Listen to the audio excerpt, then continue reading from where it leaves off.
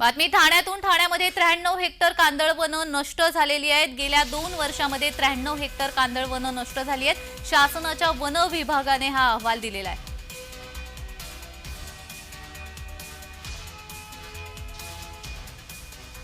तर आपल्या सोबत माजी वनमंत्री सुधीर मुनगंटीवार जोडले गेलेले आहेत। नमस्कार सर, माझा आवाज येतोय आपल्याला?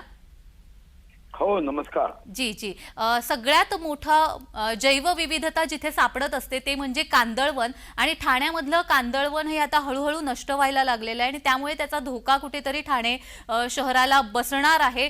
पावसाचा, सुनामी सारख्या लाटाचा त्रास या ठाणे शहराला, म्हणजे एकंदरच जिथे कांदळवन असतं तिथे होत असतो आणि ही कांदळवनं आता नष्ट व्हायला लागलेली आहेत।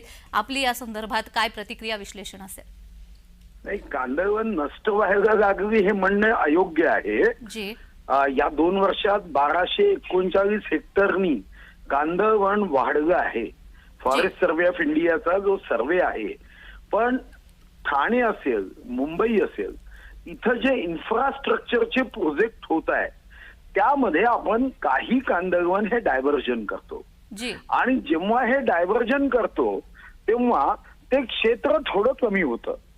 जसं आपण आता सांगितलं की ठाण्यामध्ये काही हेक्टरनी ते कमी झालं, पण राज्याचं एकूण कांदळवनाचं क्षेत्र हे 1239 हेक्टरनी वाढलं।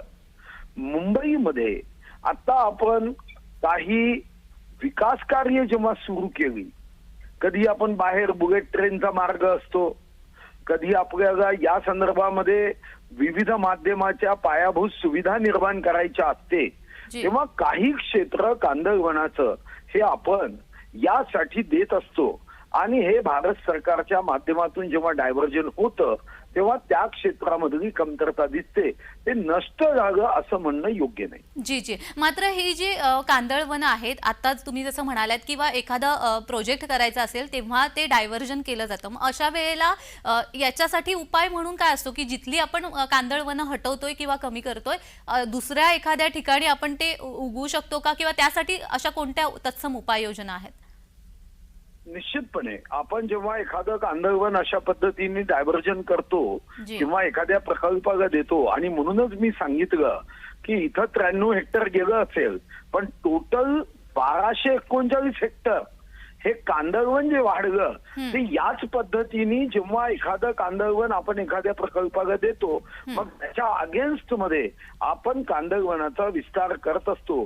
असंच वनाच्या बाबतीमध्ये आहे की अनेकदा वनक्षेत्र विविध नॅशनल हायवेसाठी किंवा रेल्वे मार्गासाठी जेव्हा वनक्षेत्र आपण देतो, इरिगेशनच्या प्रोजेक्टला देतो, पण त्याच्या दुप्पट आपण पुन्हा वन लावतो आणि हा केंद्र सरकारचा नियम आहे। जी जी जी मात्र ठाण्यातली ही जी आकडेवारी समोर आलेली आहे, हा अहवालच आहे, त्या अहवालातून समोर आलेली आहे। मग असं असताना ठाण्याला याचा काही धोका आहे का, किंवा त्यासाठी काही उपाययोजना करण्यात येतील का?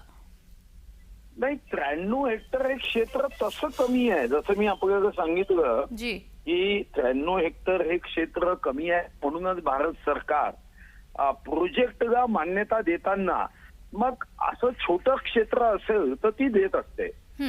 असं एकदम मोठं क्षेत्र आहे, 10 स्क्वेअर किलोमीटर जात आहे, किंवा आपण समजू 1000 हेक्टर द्यायचं आहे, तर तेव्हा मात्र त्या संदर्भातले मिटिगेशन मेजर्स असतील, त्याचे कडक निर्बंध हे भारत सरकार त्यासाठी करते। 93 हेक्टर ठाण्यातून कमी झालं तर निश्चितपणे या संदर्भामध्ये आता वन विभागाचे अधिकारी ठाणे जिल्ह्यामध्ये जिथं जिथं शक्य आहे त्या त्या ठिकाणी या 93 हेक्टरची भरपाई करतील, कारण हे करणं माझ्या दृष्टीने आवश्यकही आहे, अनिवार्य आहे।